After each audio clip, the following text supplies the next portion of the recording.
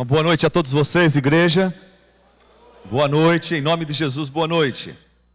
Eu vou pedir para o pregador da noite, pastor Ismael, por favor, vir aqui à frente. Nós vamos ter o privilégio hoje de ouvir a palavra de Deus pregada através de um dos nossos missionários. Acho que um dos nossos missionários mais antigos aqui, o Ismael está na Angola já há muitos anos. Ele e sua esposa Cibele. Na verdade, a Cibele é filha da nossa igreja. O Ismael é um agregado. Esse negócio de intercâmbio, a nossa igreja foi para Foz do Iguaçu, lá ela conheceu o Ismael se apaixonou e não largou mais dela. E daí nossa igreja foi obrigado a adotá-lo e temos sido honrados e abençoados com o ministério dele.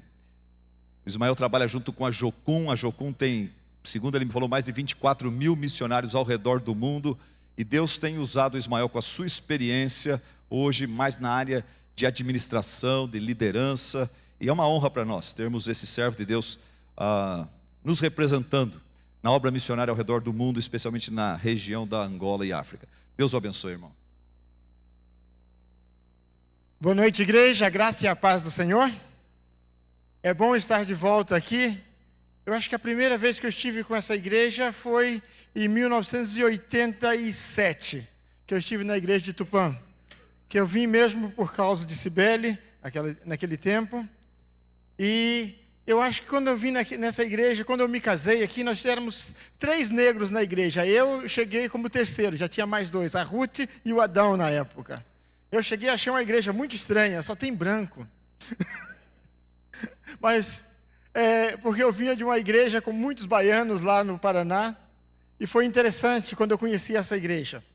Mas eu conheci igrejas mais brancas do que essa agora na África, as igrejas dos africaners. Eu quero falar um pouco sobre o nosso ministério. Antes de nós entrarmos na mensagem, eu quero mostrar algumas fotos e falar um pouco do que Deus está fazendo lá em Angola. Se eu conseguir ver essas fotos, vai ficar mais fácil eu falar sobre elas. Esse é o trabalho que nós temos no Camucuio. Ali tem uma igreja reunida, temos o grupo de tradutores da Bíblia. Um dos nossos ministérios hoje é traduzir a Bíblia para os povos não alcançados. Nós temos ministérios em várias tribos que ainda não têm o Evangelho, mas eles também não têm Bíblia. Então, nossos obreiros agora, em parceria com a Wycliffe, nós temos traduzido a Bíblia, estamos envolvidos com a tradução de 5 línguas. Eu faço parte do Conselho Nacional de Tradução da Bíblia, junto com a Wycliffe e as denominações em Angola. Então, esse é aquele grupo de cima ao pé da árvore. São um grupo de artistas, nós chamamos. São nativos da tribo que trabalha com a tradução. Nós temos um líder ali no meio, que é um dos nossos obreiros, que coordena grupos, que cada 6 pessoas trabalham com uma língua na tribo. Eles pegam a parte que vão traduzir, levam para dentro da aldeia, trabalham por 2 semanas e vêm e reúne com o obreiro e traz o material traduzido para ser supervisionado. Esse nosso obreiro faz a supervisão do material traduzido, passa para frente, aí os doutores da Wycliffe fazem a segunda correção, aí volta para nós para fazer a contextualização. Agora junto com os tribais, porque esse material é uma Bíblia oral. Quando nós terminamos a tradução, agora nós temos que contextualizar da forma que a tribo passa a sabedoria para a próxima geração. Então ela se torna história, música, provérbios, e nós temos que contextualizar do jeito que a tribo usa, porque nessas tribos ler e escrever não é um valor. Eles não entendem por que eles precisam de ler e escrever. Se nós formos traduzir uma Bíblia escrita e depois ensinar eles a ler e escrever para depois pregar o Evangelho, hoje nós não fazemos isso. Nós entendemos que sabedoria tem passado de geração em geração por milhares de anos na África, nessas tribos. E nós podemos contextualizar a Bíblia dentro do contexto cultural deles e ensinar ela de forma que eles passam de geração em geração sem precisar aprender a ler e escrever. E isso oralidade tem funcionado em África, na Amazônia, na Índia. Deus tem usado essa forma de tradução. Aqui embaixo temos um grupo de crianças. A última vez que eu estive aqui, eu mostrei uma foto dessas crianças debaixo de uma árvore na escola. Hoje, graças a Deus, já construímos uma escola. Construímos 2 salas de aula e as estruturas da escola. Agora já temos recursos, vamos construir mais 2 salas de aula no meio da savana, onde nós temos crianças que querem estudar, então nós temos a escola. Esse rapaz tem uma história interessante, ele é um milagre recente. Ele era um menino de rua que ficou na rua até mais ou menos 8 anos e foi recolhido num orfanato, onde ele cresceu. E ali ele cresceu com o evangelho, com o ensino da palavra, mas quando ele atingiu 18 anos, começou a acontecer algumas coisas estranhas com ele. Ele tinha pesadelo. Primeiro ele pensou que era pesadelos à noite, que ele sonhava com uma mulher que vinha, chamava ele para ir em outros lugares. Ia para a beira de estrada fazer trabalhos, ele tinha muitas coisas que aconteciam com ele. Depois ele descobriu que não era sonho, ele estava indo mesmo.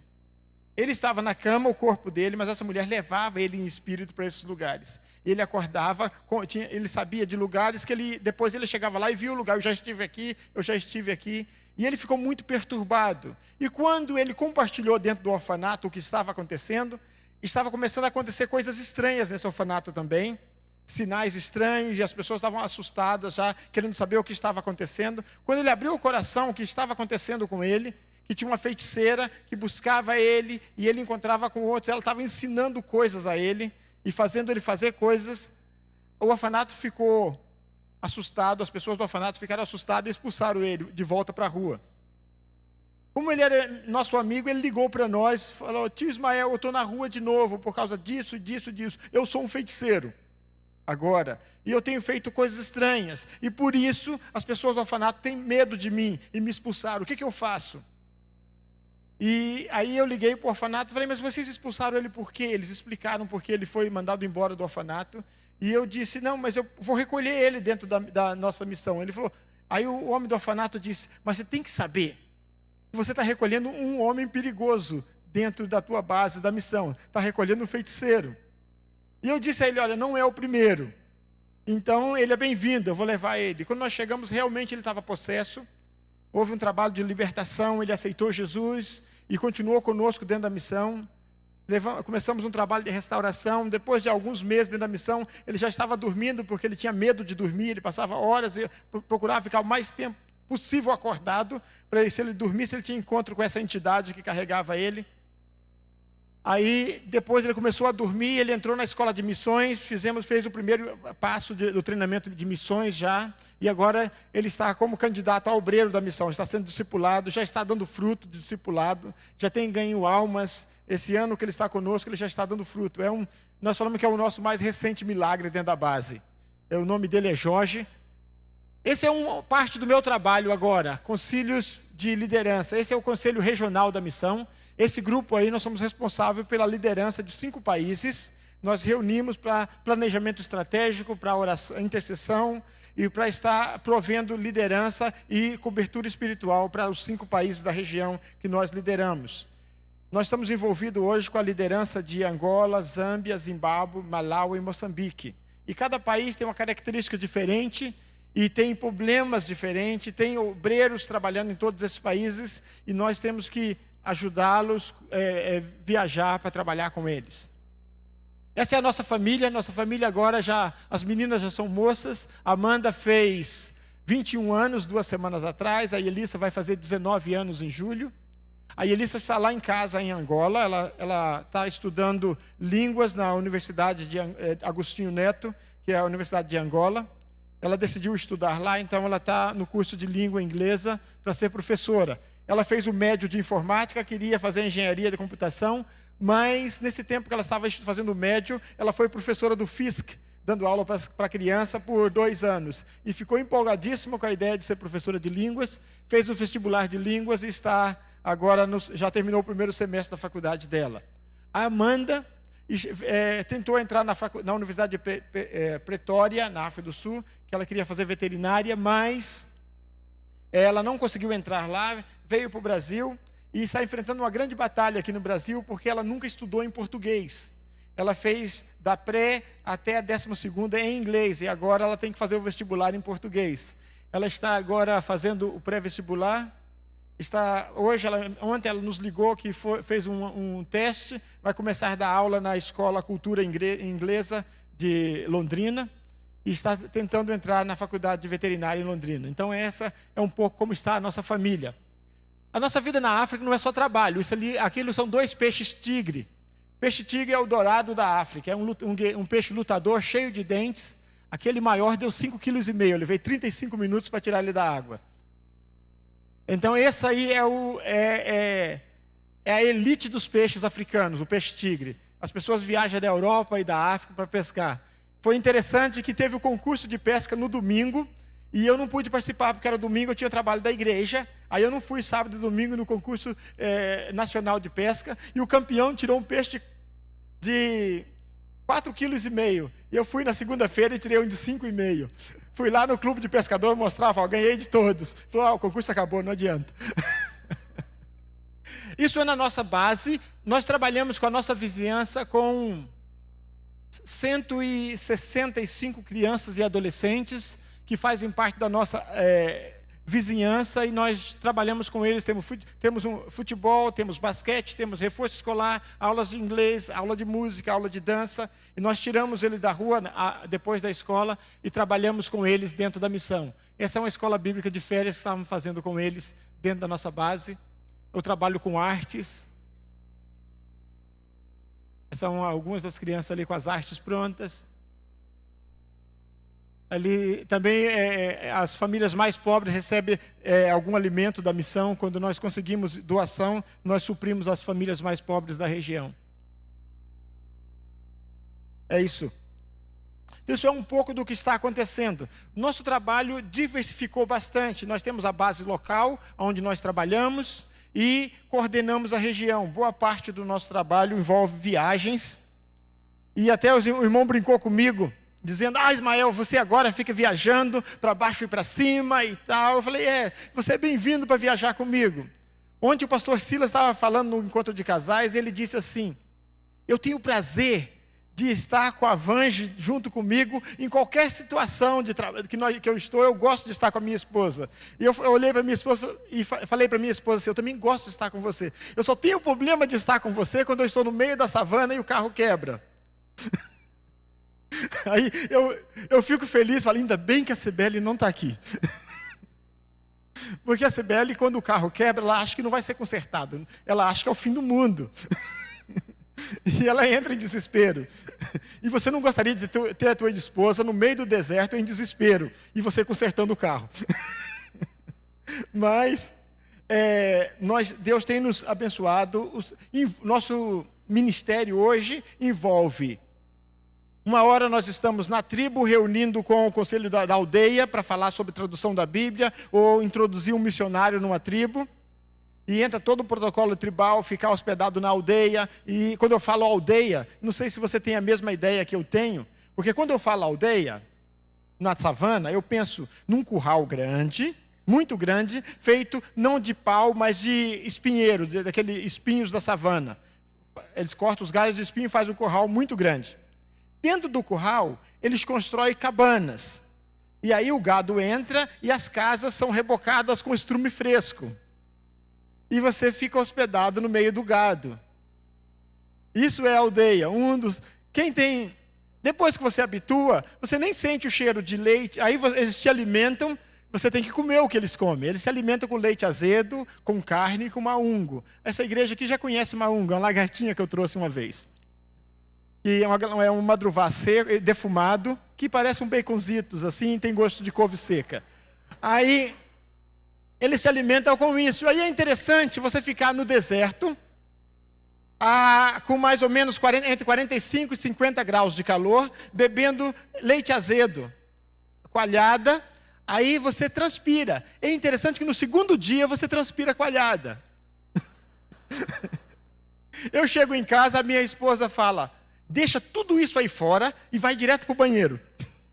Aí eu tenho que deixar minha mochila, tudo lá na varanda, e ir direto para o banheiro. Ela disse que o meu cheiro é insuportável, mas eu não estava sentindo nada, depois de uma semana ou 2 semanas na savana. Então isso é a viagem para o mato. Depois eu tenho viagens internacionais para reuniões e planejamento, que é diferente. O pastor estava contando que ele perdeu o avião, eu também tive o mesmo privilégio de perder o avião nessa viagem de vinda, porque eu cheguei em Johannesburgo, acertei meu relógio com o horário local da África do Sul, e eu tinha marcado uma reunião com o Dr. Sebastião Flor, que é o presidente da Wycliffe para a África.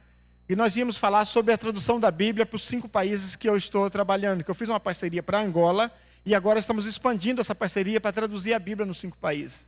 E sentamos num café, E nós no Magenbim, estava dentro do Magenbim tomando café e discutindo como podemos fazer essa parceria, como eu posso introduzir ele e algumas coisas. E o tempo passou e eu olhei, está na hora do meu voo.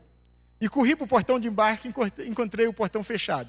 Meu voo suposto ser 10 da manhã, e eu acertei meu telefone, mas meu telefone entrou no Wi-Fi do aeroporto e voltou para o fuso horário de Angola. E eu cheguei no portão, já estava fechado há 5 minutos o portão de embarque. Eu estava em Johannesburgo e eu pensei, o próximo avião é só amanhã, eu estou frito. Eu tinha que chegar. Na sexta-feira, às 8 da noite, em São Paulo, porque eu tinha que pregar, no sábado deveria estar em Angra dos Reis, compromisso que eu tinha lá. Aí eu falei, estou frito, agora vou fazer o quê? Eu orei e fui para o balcão da empresa e a senhora me disse, eu posso te colocar num voo das 18. Eu falei, oh, graças a Deus, você vai chegar lá à meia-noite. Aí eu agradeci já a Deus e falei, bom, assim eu já vou conseguir cumprir o meu compromisso. Aí ela disse, eu perguntei, e eu posso sair daqui? Eu já fiz o controle de passaporte. Falou, não, você não pode sair mais, mas se você quiser eu te coloco numa sala VIP, que tem lá comida, tem internet, tem televisão, tem chuveiro. Você tem o cartão da nossa companhia? Eu falei, tenho. Tem milhagem nele? Tem, então me dá o cartão aqui. Aí passou o cartão da companhia, da companhia e me deu uma sala VIP por 6 horas. Eu nunca tinha ficado numa sala, nem sabia que tinha uma sala daquela naquele aeroporto, mas foi uma bênção que eu ganhei lá no aeroporto de Johannesburgo. Mas, então, uma hora você está numa sala VIP de um aeroporto internacional, outra hora você está na sala VIP do rei da tribo. Então, isso é um pouco do nosso ministério. Mas Deus tem nos abençoado. Na nossa região, nós temos cerca de 200 missionários, e eles têm feito um trabalho tremendo. E é um prazer trabalhar do lado de gente que realmente paga o preço. Até os missionários mais problemáticos que eu encontro lá no fundo, que eu tenho que trabalhar com eles, quando eu chego lá, ao tratar com ele, eu lembro o que ele renunciou para estar ali. O preço que ele pagou para chegar e estar naquele lugar, eu tenho que chegar, repreender, corrigir, exortar, mostrar o caminho, mas quando eu olho para ele, eu sei o preço que ele já pagou. Então eu tenho que olhar para ele com misericórdia e ajudar ele no ministério dele, porque só para estar ali, ele já fez um nível de renúncia e já pagou um preço muito grande, já provou muita coisa só para chegar onde ele está. Então eu lidero esse tipo de pessoas no campo, e uma das coisas que nós sentimos que devemos prover para esse missionário é o que nós não recebemos no começo. Porque quando nós chegamos em Angola, 23 anos atrás, nós chegamos no meio de um país com guerra civil. E nós trabalhamos das 5 da manhã às 10 da noite todos os dias. E dia de folga, às vezes queríamos descansar, mas tinha cerca de 500 a 1000 pessoas famintas na porta da casa pedindo comida e pedindo socorro. E nós chegamos a passar até 7 anos sem receber um líder para vir nos abençoar, orar conosco e nos ajudar. Era nós e Deus. E se nós não buscássemos de Deus o alimento, nós não tínhamos nada para dar. Foi um tempo de muita batalha, um tempo de muito isolamento, e nós não desejamos isso para ninguém. Então, nosso trabalho hoje, como liderança internacional, é prover cuidado pastoral, presença de liderança para esses missionários que estão nos lugares isolados. E esse trabalho é muito desafiante. Eu não sei exatamente tudo que envolve a minha nova função, mas uma das grandes batalhas no momento são recursos para essas viagens, porque cada viagem minha me custa de $1.000 a $1.200, e eu tenho que fazer diversas dessas viagens. E tem as viagens que são ordinárias, estão no planejamento. Tem viagens que são extraordinárias, porque tem situações que necessitam a presença de liderança lá. Tem viagens que são estratégicas, nós planejamos ir, conhecer novos lugares, orar e fazer intercessão em lugares onde ainda não tem o evangelho, para nós podermos estar criando um plano estratégico para atingir essas regiões. Então, tem vários tipos de viagem, e sem viajar eu não posso cumprir esse meu novo ministério. Então nós estamos orando e estamos visitando igrejas no Brasil, para estarmos reestruturando o nosso sustento missionário, para nós darmos resposta a essa nova fase do nosso ministério. Amém? Isso é um pouco do que está acontecendo em Angola, para você estar intercedendo por nós. Quero te convidar a abrir a Bíblia comigo. Abre a Bíblia comigo em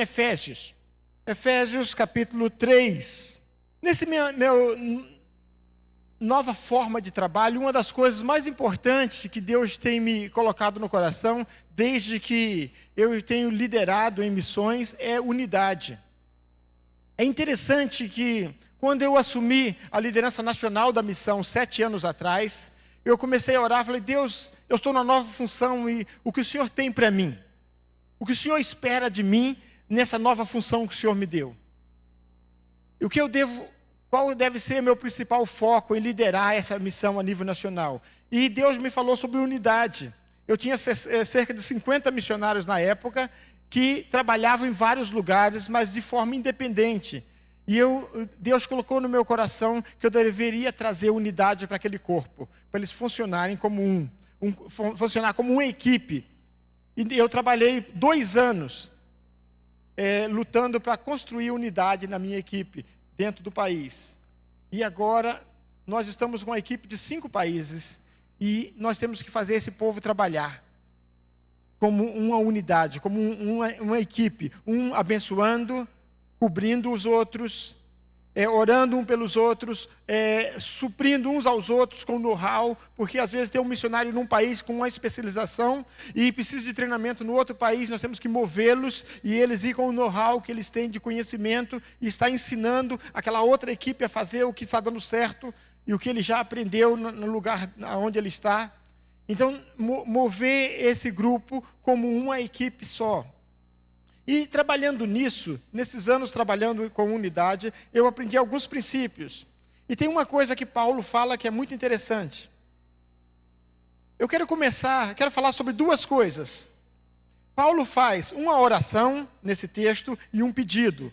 Primeiro, ele começa no versículo 3:14, dizendo assim: por esta causa me ponho de joelhos diante do Pai, de quem toma o nome toda a família, tanto no céu como sobre a terra, para que, segundo a riqueza da sua glória, vos conceda que sejais fortalecido com poder, mediante o seu Espírito no homem interior.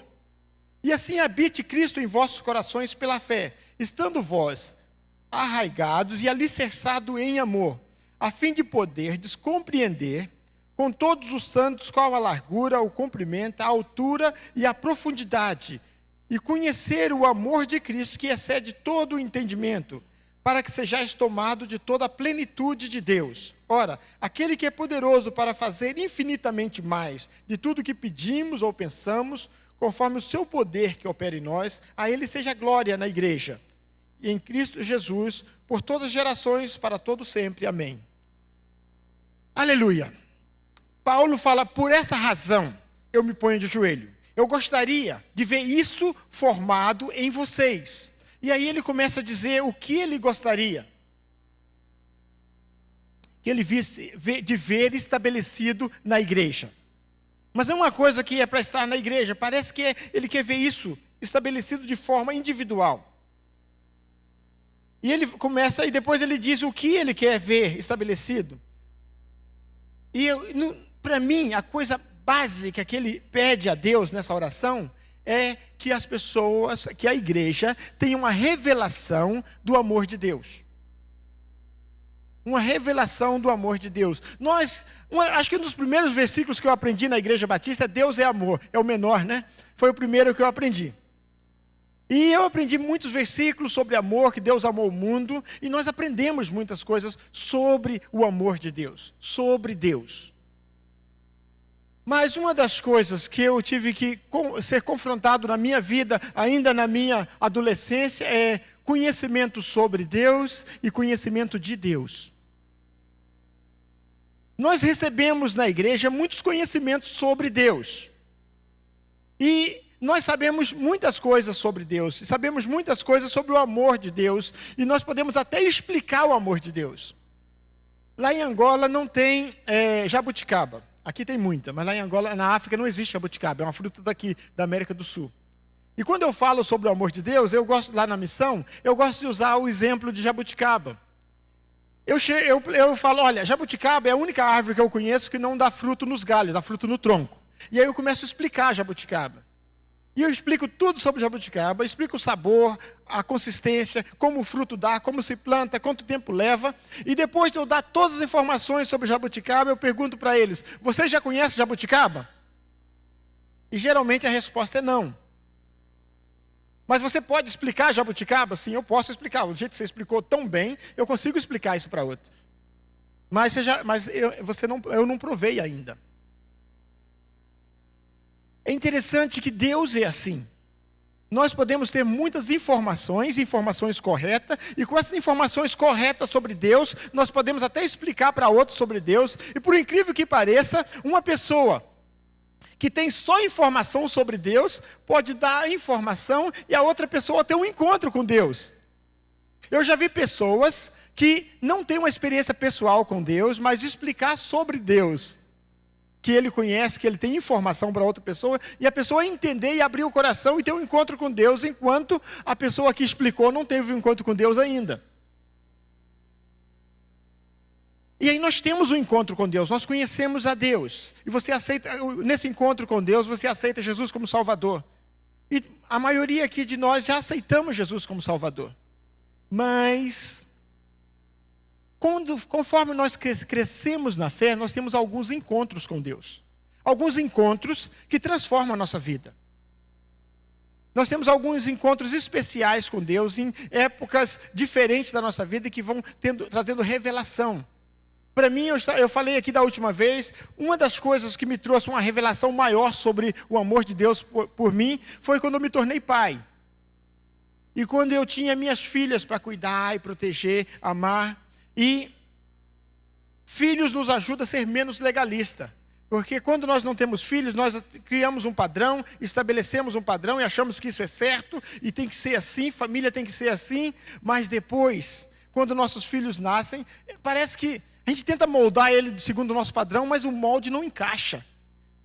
E nós achamos que nossos filhos meus filhos vão fazer tudo certinho. Eu li muitos livros, eu tive bom exemplo, eu tive bons mestres, então meus filhos vão fazer tudo certinho, e não fazem, não encaixa dentro do padrão. E aí nós temos que amar eles mesmos assim. Não sei se só eu que tenho essa experiência, talvez o filho de vocês são perfeitos, o meu que é problemático. Mas aí nós aprendemos, temos uma revelação do amor de Deus. Como Deus nos ama. Deus nos dá tudo para nós vivermos uma vida santa. Ele faz o trabalho por nós. Ele paga o preço, Ele faz tudo. E mesmo assim, nós tomamos muitas decisões contra a verdade que já conhecemos.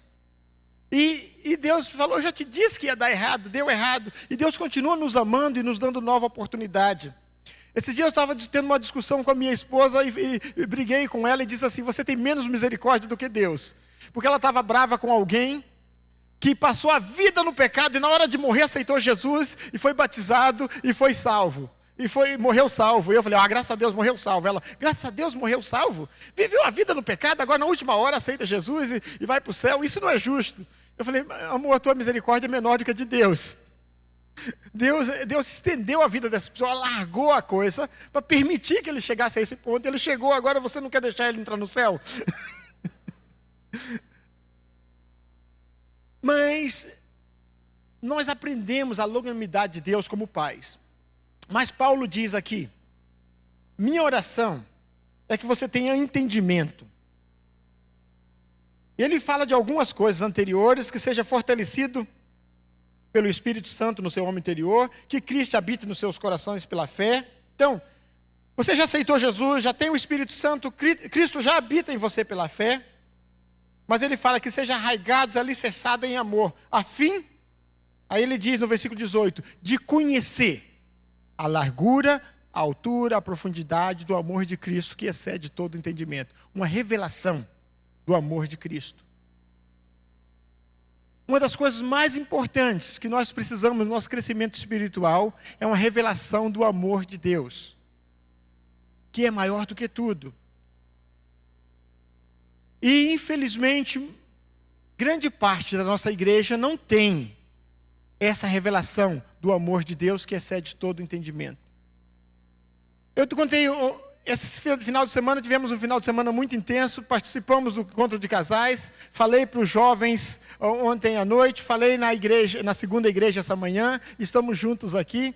E dos testemunhos que eu estive compartilhando foi de uma moça chamada, que tem o apelido de Tuxinha. Eu conheci essa moça, ela tinha 20 anos. E ela estava envolvida com a igreja e envolvida com o mundo. O pai dela durante a guerra, o pai dela conseguiu uma bolsa de estudo para sair do país. E para escapar da guerra, ele deixou a esposa e 3 criancinhas pequenas e veio para o Brasil, casou com a brasileira e ficou aqui, nunca mais voltou. E a mãe delas criou essas 3 meninas no meio da guerra. Elas já não tinham a revelação do amor de pai. Quando lhe encontramos, a missionária da Convenção Batista, Ana Alzira, me falou: Ismael, eu estou tentando trabalhar com essa menina, mas eu não consigo atingir o coração dela. Porque ela tem uma necessidade de paternidade muito grande. Você, como homem, talvez consiga se aproximar dessa menina. E eu chamei essa menina para perto, começamos a conversar, eu ganhei a amizade dela. E um dia eu estava ministrando sobre confessar pecado. E eu mencionei Tiago, que fala sobre confessar o pecado uns aos outros, e a oração do justo tem muito em seu efeito. E ela me fez uma pergunta sobre confessar. Então, confessar pecado para o sacerdote não é errado? Eu falei: não é errado, é bíblico. Tem pecados, quando você está arraigado em pecado e você não consegue andar sozinho, você precisa de um líder espiritual para andar com você, te discipular, te ajudar a vencer. É bíblico. A penitência que algumas religiões dão depois da confissão, que não é bíblico, mas a confissão é bíblico. E aí ela falou: então eu tenho algumas coisas para confessar. E ela começou a confessar. E eu tive que chamar a Cibele para sentar junto conosco, e essa menina confessou 5 abortos, muito envolvimento com prostituição e muitas coisas terríveis. E nós trabalhamos com ela, ela aceitou Jesus, veio fazer o curso noturno conosco da missão, depois fez a ETED, a Escola de Missões, e ela tinha um desejo profundo de ser advogada, estudar direito, foi para a escola de direito, mas essa menina teve uma revelação profunda da paternidade de Deus. Quando nós começamos a ministrar e ensinar, ela teve um grande quebrantamento de conhecer Deus como Pai, e ela assumiu Deus como Pai que ela não tinha. Até hoje, essa moça está com quase 40 anos, ainda me chama de pai. Ela tem 37 anos hoje, e ainda ela me tem como pai, Cibele como mãe. Mas ela teve uma revelação da paternidade de Deus. E como isso transformou a vida dessa moça? Ela terminou direito, ela se tornou líder dos jovens da igreja. Ela, quando começou o namoro, trouxe o namorado, nós discipulamos e andamos junto com o namorado dela, fizemos o casamento e acompanhamos eles como família. Ela terminou a faculdade de direito, fez um mestrado, começou a dar aula na universidade, passou no concurso, se tornou procuradora, e o marido dela, nós começamos a trabalhar com ele e ajudei ele a arrumar o primeiro emprego como porteiro de um hotel. Depois ele passou no concurso do banco e hoje ele é gerente do banco. E ela já está no nível de procuradora. A última notícia que eu tive dela, antes de sair de lá, ela passou no concurso de magistratura e vai entrar na escola de magistratura para se tornar juíza. E ela é líder das senhoras na igreja dela e, como casal, ele lidera o ministério de casais da igreja. Mas não é só isso. Eu tenho um aluno agora, um jovem também da área de trabalho no tribunal, que um dia chegou até ela e disse: doutora, você tem uma coisa que eu não tenho. Eu chego na segunda-feira arrasado aqui. Segunda-feira para mim eu chego cansado, eu chego triste, com mau humor no trabalho, e você entra no tribunal cantando. Segunda-feira de manhã, ninguém consegue fazer isso. O que você tem que eu não tenho? E ela diz: eu tenho Jesus, eu conheço o amor de Deus. E falou do amor de Deus para esse rapaz. Ele aceitou Jesus e perguntou: mas quem te ensinou isso? Foi o Ismael. Ele foi bater na minha porta lá e fez a escola noturna conosco. E hoje ele é um dos nossos discípulos na missão.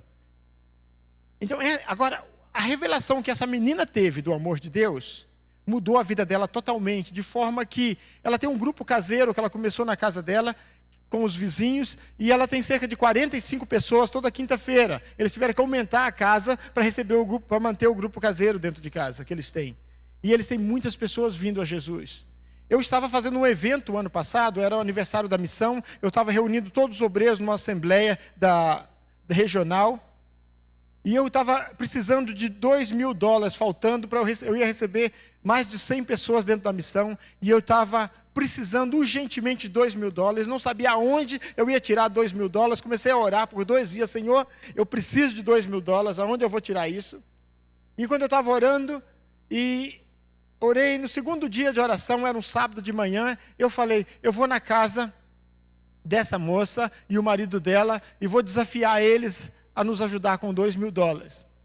Aí eu estava lavando o carro para ir, que eu tinha voltado do mato, estava com o carro muito sujo, estava lavando o carro para sair. Aí eu estava lá nos fundos da propriedade lavando o carro, a Cibele chegou, olha, essa irmã está aqui. E eu cheguei lá, eu subi para receber ela, falei, eu estava pensando em ir na tua casa. E ela falou, sabe o que me trouxe aqui? Eu estava orando e Deus falou comigo para te trazer $2.350. Esse é o meu primeiro salário como professora da universidade e eu sinto que eu devo investir ele no reino. E você foi que nos trouxe para o reino e eu quero dar isso para o teu ministério. Então, antes, Deus é uma pessoa que tem um relacionamento com Deus tão profundo que ela ouve Deus falando. Ela tem uma sensibilidade de estar ouvindo a voz de Deus e operando, porque ela conhece o amor de Deus. Uma pessoa que tem uma revelação do amor de Deus, o reino de Deus é mais importante do que as coisas. O reino de Deus é mais importante do que as coisas materiais. O reino de Deus vem em primeiro lugar. Quando a pessoa realmente tem um profundo amor por Deus, quando tem uma revelação do amor dele. Se você vê alguém que realmente o coração dele está mais no Senhor do que nas coisas, e ele serve a Deus com alegria, pode saber, essa pessoa já teve um encontro, já teve essa revelação, ela conhece o amor de Deus já. Então, essa é a primeira oração, que Deus te dê uma revelação do amor de Deus, que excede todo o entendimento. Não é através do conhecimento teológico, ou conhecimento bíblico, que você vai conhecer o amor de Deus. Para ter esse conhecimento, você precisa de revelação. Nós só conhecemos a Deus se Deus se revelar a nós. Nenhum esforço nosso pode nos levar realmente a conhecer o coração de Deus. Nós precisamos buscar Ele e falar, Senhor Deus, se revela. Eu quero conhecer isso, eu preciso disso na minha vida. E Paulo estava orando para que a igreja de Efésios tivesse essa revelação. De vez em quando nós aconselhando o irmão e nós notamos, essa pessoa ainda não conhece o Deus da Bíblia. O conhecimento que ela tem de Deus é tão superficial, é só o conhecimento básico para a salvação. E Paulo fala que esse conhecimento de Deus para a salvação é o alicerce da fé, é a base só. É a base onde você vai construir o teu relacionamento com Deus. Salvação, certeza da salvação, esperança da vida eterna, ressurreição dos mortos, tudo isso, Paulo fala que é o fundamento. Paulo até fala numa das cartas, eu já não vou falar mais sobre isso, porque isso é só a base. Agora nós vamos edificar as coisas que vão acima disso. E uma das coisas que nós temos que alicerçar acima disso é uma revelação mais profunda de Deus. Conhecer o amor de Deus que excede todo o entendimento. Isso, Deus vai formar em você, é um movimento de Deus através da oração. Você vai orar, Senhor, revela a mim. Senhor, eu preciso conhecer o teu amor. Revela o teu amor a mim. Nós vamos buscar isso. Agora tem outra coisa que ele fala, eu faço-vos um pedido. Capítulo 4 agora. Então a primeira coisa é uma oração. Revelação do amor de Deus. Segundo, eles rogo-vos, pois, irmão, eu, o prisioneiro do Senhor, que andeis de modo digno da vocação que fosse chamado, com toda a humildade e mansidão, longanimidade, suportando-vos uns aos outros em amor, esforçando-vos diligentemente para preservar a unidade do Espírito no vínculo da paz. Há somente um corpo, um Espírito, como também foste chamado, numa só esperança da vossa vocação. Um só Senhor, uma só fé, um só batismo, um só Deus que é Pai de todos, o qual está sobre todos, age por meio de todos e está em todos. Aleluia. Agora uma coisa, eu vos peço, irmão, que vocês se esforcem para alcançar isso. O quê? Unidade. E ele fala, Como vai alcançar isso? Depois que você tem uma revelação do amor de Deus, você vai usar esse amor para quê? Para ter humildade, mansidão, longanimidade, suportar uns aos outros em amor. Suportar. É interessante essa palavra, porque algumas pessoas nós não precisamos suportar. Nós temos prazer de estar com ela. Estudando sobre relacionamento, nós entendemos que uma pessoa pode ter relacionamento íntimo com 4 a 6 pessoas. Algumas pessoas mais especiais conseguem trazer para o círculo íntimo até 12 pessoas. Mas 12 é o máximo, é o círculo íntimo de Jesus. Mais de 12 pessoas não cabem no círculo íntimo de uma pessoa. Então você vai ter as pessoas com quem você tem intimidade. Aí você vai ter as pessoas que você gosta delas, se relaciona com elas, mas não tem aquele mesmo nível de intimidade. E depois você tem o grupo todo. Mas tem pessoas que você não gosta. Eu tenho esse problema. Naturalmente, pessoas gostam de mim. Mas quando uma pessoa não gosta de mim, aí eu estou frito, porque não gosta mesmo. E é interessante, uma vez eu recebi uma aluna na missão, ela chegou, primeira semana de aula, ela chegou, olhou na minha cara e falou, eu não gosto do senhor. E olha, ela ficou conosco 1 ano e meio e ela continuou não gostando de mim. Quando não gosta de mim, não tem jeito, não sei como, o que acontece, mas quando uma pessoa não gosta de mim, eu faço o máximo, faço tudo o que posso. Eu conheço, acho que 2 pessoas que não gostavam de mim, que hoje gostam. Geralmente, eu não consigo vencer essa barreira. Mas, ele diz, suportai-vos uns aos outros em amor. Mas aqui essa igreja, todo mundo se ama, ninguém precisa suportar ninguém, todo mundo é maravilhoso, bonito. Não é igual na minha igreja, que tem problema. Né, pastor? Suportar uns aos outros em amor. Existe um nível de amor natural, existem problemas, existem pessoas que têm problemas, existem pessoas que são problemáticas, e elas vão entrar no meio, no corpo. Existem pessoas que já, como eu, cresceu na igreja, já tinha avô crente, e tem pessoas que se converteu ontem, veio de uma família de perdidos, e que nunca participou do corpo de Cristo, aceitou Jesus ontem e está conosco há 6 meses. E muitas vezes nós queremos que essa pessoa tenha o mesmo nível de maturidade de alguém que cresceu aqui. E em algumas comunidades cristãs, essas pessoas são até rejeitadas, porque não encaixa, não tem o mesmo perfil da comunidade. Mas a igreja de Cristo é uma igreja que é abrangente, nós recebemos. E nós ajudamos, nós amamos, nós suportamos. E aí entra o nível de suportar. Mas é fácil suportar um novo crente que tem problema, é mais fácil. Agora, suportar um crente velho que tem problema, aí que vem a grande batalha. Um crente que já está na igreja há muito tempo, mas é chato. E você tem que amar ele. Suportar em amor. Sabe, acho que nessa igreja não deve ter gente assim. É só na minha. A Bíblia nos ensina que nós devemos suportar uns aos outros em amor. Por quê? Para se esforçar diligentemente para manter a unidade de espírito, manter a unidade no corpo. Por que será que é tão importante nós mantermos essa unidade como corpo de Cristo?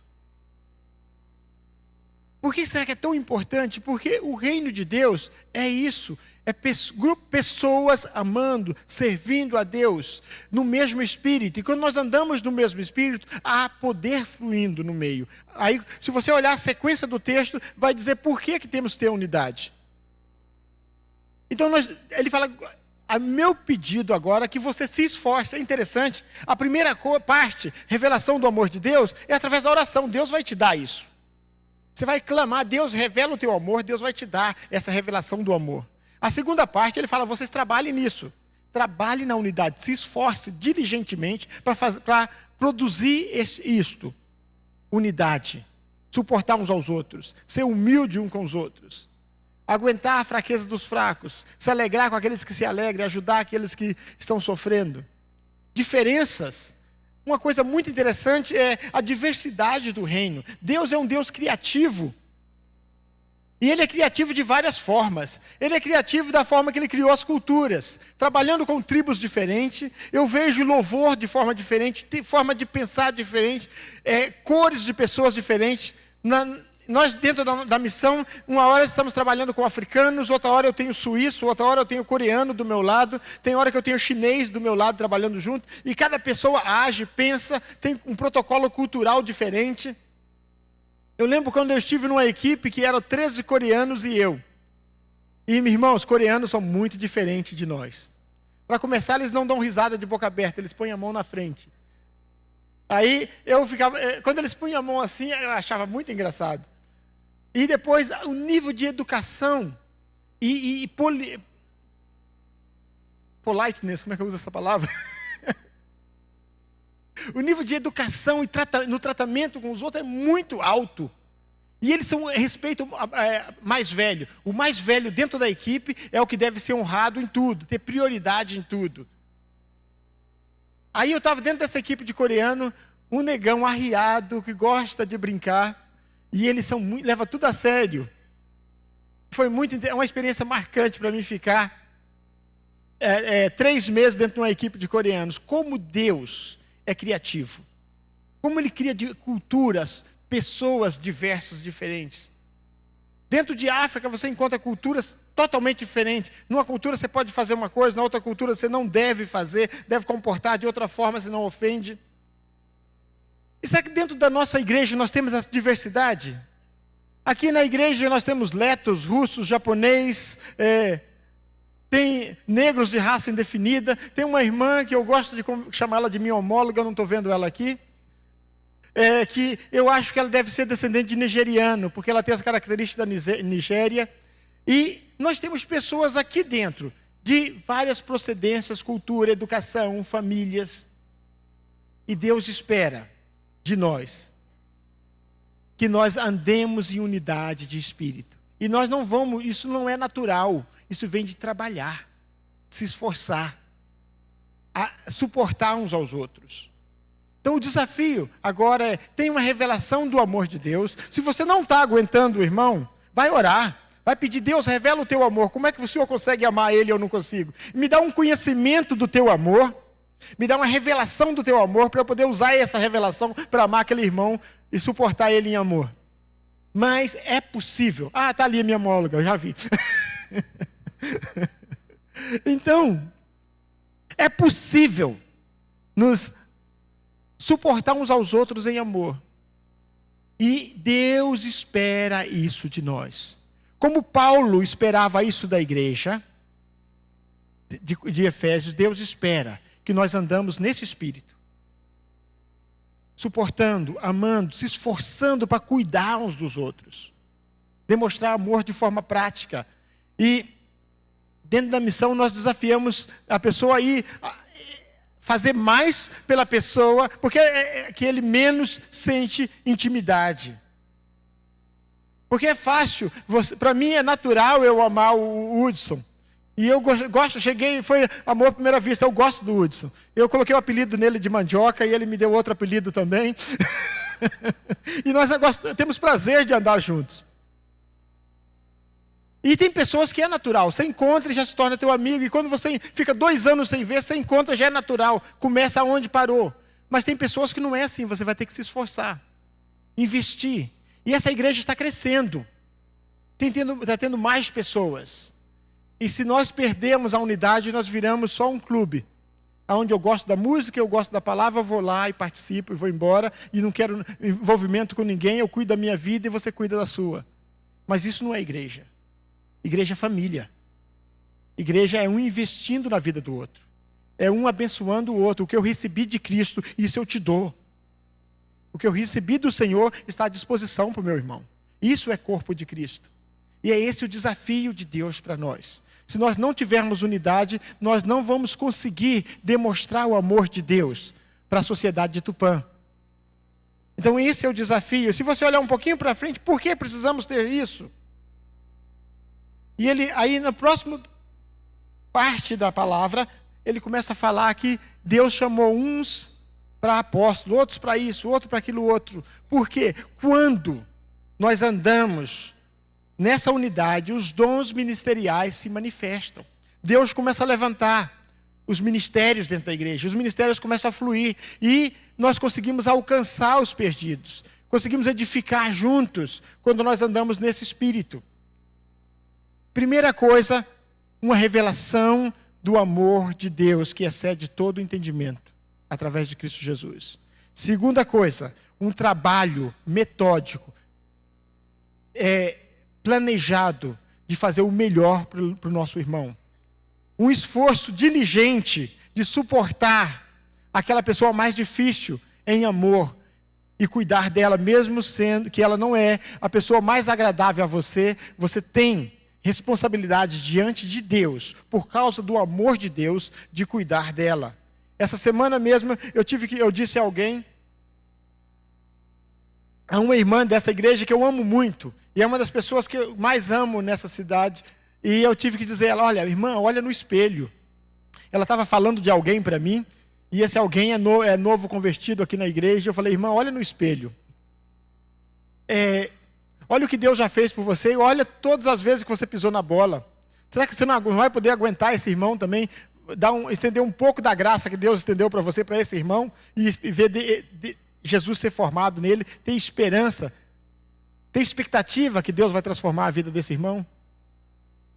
E como essa pessoa também me ama, ela aceitou a minha repreensão como um ato de misericórdia. Ela não ficou ofendida comigo, mas a verdade é essa. Quando nós não desejamos, nós estamos bravos, ofendidos contra alguém, olha no espelho e pensa, o que eu já fiz que Deus teve que perdoar? O que eu fui perdoado? Quantas vezes o Senhor Deus me suportou? Eu não estava cheirando bem, o pecado estava colado em mim, mesmo assim Deus me amou, aguentou o cheiro do pecado e me estendeu graça e me resgatou novamente. Quantas vezes eu e você recebemos uma segunda chance do Senhor, uma segunda oportunidade de voltar para a santidade, ser amado de novo e andar com o Senhor? O que Paulo está pedindo à igreja, estende essa mesma graça. Estende essa mesma graça para o corpo de Cristo. Estende essa mesma graça para o irmão mais chato da igreja. E suporta ele em amor. Não basta suportar, tem que suportar com amor. Aleluia. E isso vai nos trazer a unidade que Deus espera, para que os ministérios fluam, para que as pessoas se sintam amadas dentro do corpo. Para que essa é a diferença entre família cristã e clube evangélico. A família cristã existe esse tipo de unidade, esse tipo de amor. E é isso que Deus espera de nós, que nós tenhamos essa capacidade de andarmos juntos. Em toda a diversidade que somos, conseguimos andar na unidade do Espírito. Aleluia. Conseguimos andar em amor, investir um na vida do outro e estar disposto. O que eu recebi do Senhor está à disposição para o meu irmão. Paulo diz, aquilo que eu recebi eu também vos dou. E aí, essa disposição de espírito que a igreja de Cristo tem que ter. Nós temos trabalhado isso a nível de liderança de missões, mas nós temos que trabalhar isso em qualquer corpo de serviço do Senhor. E a igreja é um corpo de serviço ao Senhor. Nós temos que trabalhar essa disposição de suportar uns aos outros em amor, de amar profundamente, de estender graça, de andar mais um passo. E quando nós fazemos isso, o amor de Deus flui através de nós e começa a se tornar natural. E aí eles vão poder dizer, olha como eles se amam. Eu gosto daquela igreja porque eu sinto amado lá dentro.